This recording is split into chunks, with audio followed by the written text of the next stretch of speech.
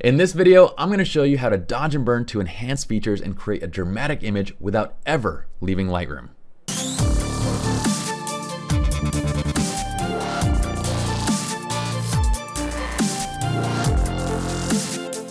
What's up, everybody? My name is Pi, co-founder of slrlounge.com and contributing editor for fstoppers.com. In this video, we're going to be taking this fitness photo from its raw form right here into this final image. We're going to get there very quickly, very easily, and right inside of Lightroom. Now, what we're going to be focusing on here is the dodging and burning techniques to really kind of tidy up the image to enhance his features and muscles and tone and everything like that, and also just kind of fix other flaws in the original raw. So let's go ahead and get started. Now, we are going to be working with the SR Lounge Lightroom preset system.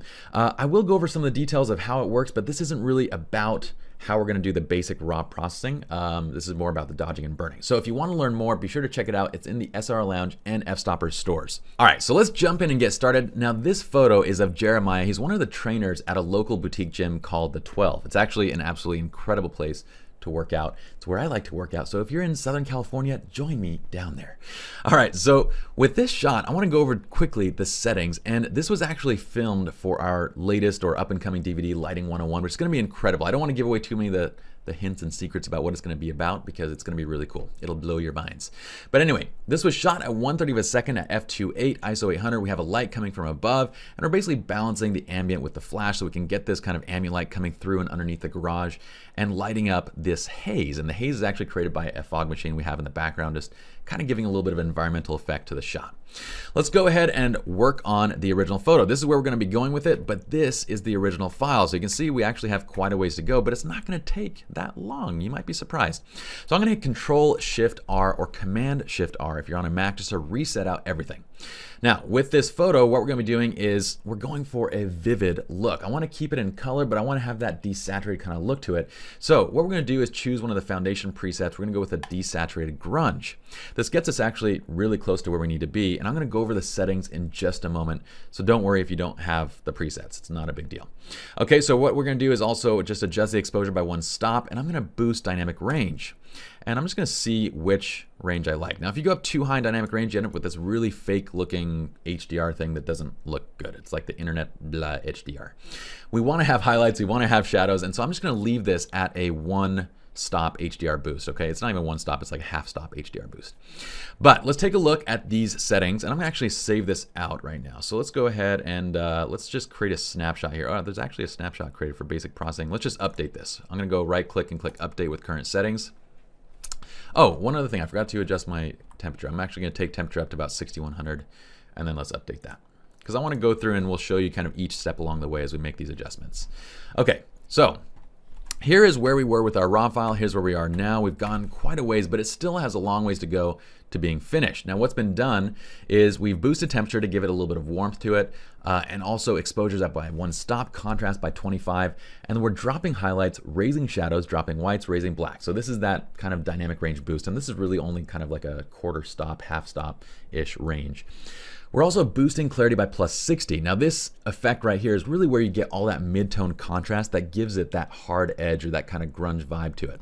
It's dropping vibrance by -10 and saturation by -20, which gives it a subtle desaturated look. And then we're adding a standard tone curve that's just boosting overall contrast. So we're pulling up highlights, we're leaving midtones about where it's at, slightly lifted, and then dropping shadows. We don't have any changes made to HSL or anything else. The only other stuff that's being done with this preset is the detail enhancing. So we have 100 for the amount, radius of 2.0, and then 35 detail. And if we zoom in here, you can actually see that the sharpening amount is adding quite a bit of extra kind of noise to the noise that was originally there. This was shot at ISO 800, but again, with that kind of hard edge that we're going for, I don't mind this. I actually want this kind of a look where it has a very kind of grainy and edgy vibe to it. So it looks really nice. Okay, so let's get started with our dodging and burning because that's what we're here for. We're here for the dodging and burning. So let's get to it. We're going to start with some overall adjustments to dodging and burning. We're going to start with a radial filter and we're going to pull it down by about 1 stop. So all we're doing is going to the presets. Again, if you don't have these presets, no big deal. These are super easy to dial in. Just hit pause, dial in the settings. Most of the time we're just going to be working with basic exposure adjustments when we're dodging and burning, so it's not gonna be anything crazy. So all I'm gonna do is go with a 1 stop burn right here, and we're gonna pull this over his body, and we're gonna pull it out pretty far And then all I'm going to do is just center this up a bit. And then feathering, we want to bring this up to 100 because I want it to look not like there's a kind of vignetting edge to it. I want it to look like it's just pulling all the way directly into the center, has a very subtle look overall. There's one little trick here that I want you guys to do when you're doing this type of vignetting or this type of burning basically, is to raise the highlights a bit.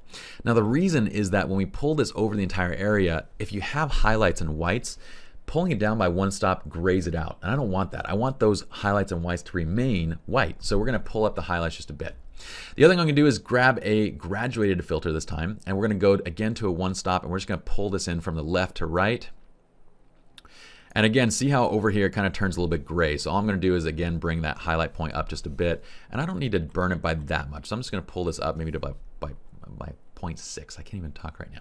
0.6. Now there is a little area right here that we need to fix. Let's go ahead and just do that now actually. I was going to do it after we do our adjustments to him, but we'll do it now.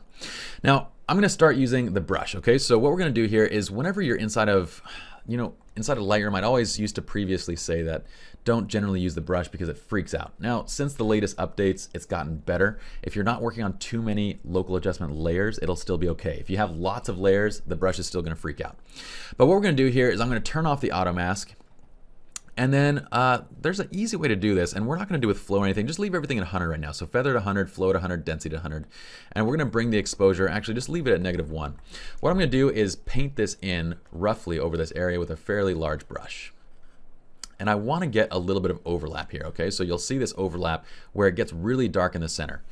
What I'm going to do at the top is match the exposure at the top to this bottom piece. So all we're going to do now is just go over the exposure, and I'm going to pull it down. And right around, say -1.5-ish, it looks pretty close. Now I have a light, it's my recording light that's going right on my screen. It makes it difficult to process images. I should probably fix that. But generally when I'm editing, I don't have any light directly following my screen. And it's going to be important because we need to see fine tones or graduating tones. And it's difficult to see when you have light directly falling on the screen. What we're going to do though is hold down Alt or Option, and with a very large brush, okay? And with a, let's go with actually 100% flow as well. Very large eraser brush, we're going to hold down Alt or Option on a Mac, and we're just going to feather off this edge right here, okay? Now I'm going to call this good for right now because I can't really see the tone adjustments because of this light behind me that's falling on the screen. But that's essentially what we do to basically feather that transition so that we have a very subtle transition and you don't see any change in exposure. So it should look like that same exposure coming all the way down, and we kind of fix that little area.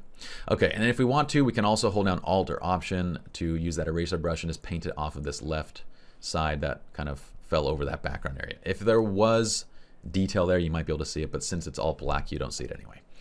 Okay, that looks pretty solid. If we want to see what it looked like before and after, just click this little brush on and off, and you can see that it looks pretty decent. I'll let you guys fine tune with your own images. I want to move on to the meat of this, which is his features. We're finally there. Let's work on his features. I'm going to hit New, and this is kind of the cool part inside of Lightroom. What we're going to do here is we're going to do a burn brush, but this is the trick when you're doing burning inside of Lightroom. You're going to leave feather to 100, but you want to bring flow down to about 30.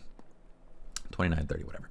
Density, you're going to leave it 100 as well. Make sure that the auto mask is also turned off. Now what this does is with density, it'll allow you to paint up to 100%, that is the density of the effect in that area. But with the flow at 30%, it only comes on basically at 1/3 strength, okay? So we're painting up to -1 stop in the exposure. All we're going to do now is just paint over areas of shadow to kind of, well, just further, whoops, I actually, let me delete that and start again. Just to enhance the shadow. Not enhance, but just to darken the areas of shadow. So we're doing the same thing that we would in Photoshop with dodging and burning to kind of reveal stronger highlights and deeper shadows, but we're just doing it right here inside of Lightroom. Okay, now, again, you want to kind of check the befores and afters to make sure that you're not going too far. It's really easy to go too far in this kind of stuff, but I'm just going to go over his hip. Pull that in. I'm going to go over this side. You can see that because his arm is up, we don't necessarily have as much detail in the muscle because it's actually being stretched. The muscle is being stretched. So we're going to kind of paint back with where the muscle should be. And we're kind of, in some areas, we're just basically going over the existing shadows. In other areas, we're going over kind of where the shadows should be, like right here, creating just a little bit. If we create too much shadow, it's going to look fake. So I just want to create a tiny, tiny bit. We're going to highlight this little ad right there. We are painting on hard work right now. This is dedication. This is hard work that you get from the gym that we're kind of cheating right now. but it's okay because it's really about the pose. And he does have these kind of crazy abs. We're just helping out by revealing a little more. Okay. All right, that's looking pretty decent. I'm gonna follow this line kind of up. If you know like muscular, I guess the body, then it really helps for this kind of stuff, which I don't really know the body well, but I'm getting more into it because of all the fitness shoots that we're doing. It's really fun. It's really interesting to learn kind of fitness posing as well. I'm gonna follow up on this line right here, just kind of tracing out his bicep just a little bit more. Same thing on the back side.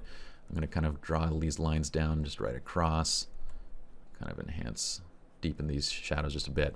The other thing I'm gonna do is actually cut his jawline just a little bit more, and also, sorry, his cheekbone and then his jawline. Now his jawline is gonna basically make it look just like a little bit more chiseled, like it kind of deepens that shadow right there. So it'll make him, it just makes him look a little bit more lean. And then at any point in time, if you need to erase, hold down Alt or Option. This go around, reduce the flow of the eraser brush, so that way you can kind of erase in a slower pace. Erase at a slower pace. I love it when my words rhyme like that. Okay, let's check this out. I'm gonna turn this on and off. So let's just hit off and then on. And we get a really nice effect here. And I just wanna make sure that I haven't gone too far. If there's any other areas that I want to enhance. And I think it's pretty solid. I don't wanna go too far with it. I'm gonna pull out a tiny bit right there. And that's looking pretty dang good. Okay, I wanna make sure his jawline isn't also too deep. Yeah. His jawline's not too deep and the cheekbone's not too deep either. So this looks really solid. So in very few quick steps, we've come quite a long way with this image. And I'm gonna show you one other quick trick to fixing another background issue. I'm gonna hit New, and then we're gonna go down to, did I hit New? There we go. And then we're gonna go down to a negative one stop burn. Now you'll notice that this little rail right here, it picked up a lot of the light, and it's actually much brighter than anything else. And I want the highlights and everything to be focused around him. So what we're gonna do is actually, let's pull this down to a negative 0.5 stop. This go around, I'm gonna leave a flow at 100, but I'm gonna turn on my auto mask. What the auto mask does is it's gonna retain or try to basically figure out where the lines are in the image and paint within those lines. Now, like any non-drunken person, if you wanna get good lines, if you wanna get it to look right, you need to make sure you have good contrasting lines in the areas that you're painting. If you don't have good areas of contrast, well, Lightroom becomes kind of drunken and paints all over the place. But since we do have good lines of contrast here, it should do actually a fairly decent job of keeping it within the lines. Drive within the lines, paint within the lines, everything should really be done within the lines. Except for living. You should live outside the lines. That's a note from Pi, from me to you guys. All right, so let's just check that out. I want to make sure it's not too deep. I'm going to hit backslash just to see the before and the after. The other thing I might do with this is just drop my saturation a tiny bit, just so it's not as saturated. I want the saturation to match kind of the other rails in this scene and not kind of stand out. So this is looking solid. The other thing I'm going to do now is I'm going to warm it up a tiny bit more. I'm going to reduce a little bit more of the shadows just to kind of give it just overall a little bit more contrast. I'm also going to bring the highlights just up a little bit. Actually, the highlights were good. Let's just leave the highlights where they're at, but I'm going to bring the shadows down just a bit. Okay, so this is that final before, and here is our after. Pretty cool, right? We did this all within Lightroom and just with some simple basic dodging and burning techniques. And whenever I can do things like this inside of Lightroom, I will. If I need to do additional stuff, you know, sometimes it doesn't make sense to work inside of Lightroom because Photoshop can be faster in a lot of ways. But for something simple like this, I would probably just work inside of Lightroom until I need to do any major retouch and then go to Photoshop. Hopefully you all enjoyed this tutorial, and the techniques that we used here is stuff that we teach throughout our Lightroom educational products, and we also use the Lightroom preset system, which you got a brief demo of. So I'd say that if you're interested in learning more or purchasing these products, be sure to check them out in the SLR Lounge and the F-Stopper stores. My name is Pi, and I'll see you all in the next video.